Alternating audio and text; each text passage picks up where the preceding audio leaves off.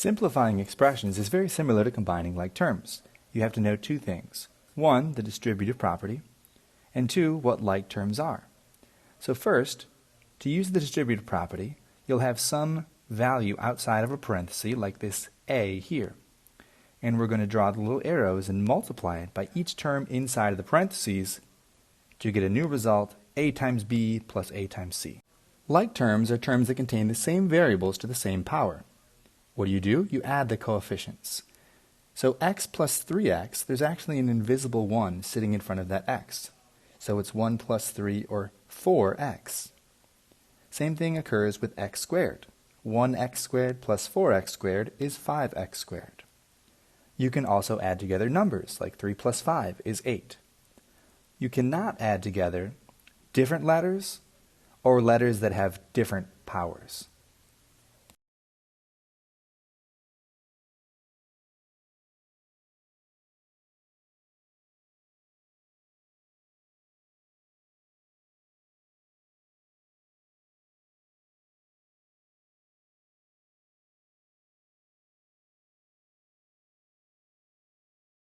Number 3 is a trick question because the variables are different.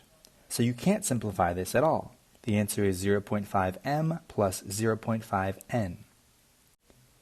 Next, let's distribute the 4. This gives us 14x plus 8 plus 4x.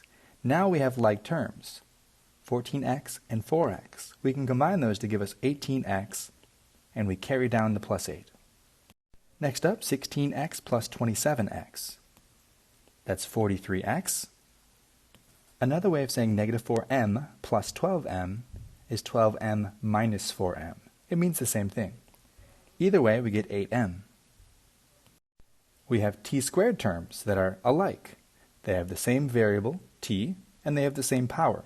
So we can subtract them just like before. Here we have w to the third power terms. 18 minus 5 is 13, w cubed. We cannot add together 4p and 7p squared. They both have a p, but they have different exponents. This one has an exponent of 1. So we just rewrite it because it cannot be simplified.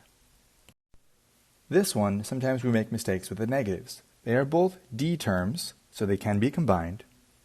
If you think about a number line, if we're starting here at negative 2.6 and we subtract 3, we are heading further negative. We will end up at negative 6d. Sometimes people get this idea in their head that 2 negatives makes a positive. That's true for multiplication or division, but it's not true for addition or subtraction. For 11, let's distribute the 4. We now have 4x plus 36 plus 5x. We can combine the two x terms, 4x and 5x. This gives us 9x plus 36. There's d terms to combine. We end up with 2d. And there's number terms to combine. We end up with 21.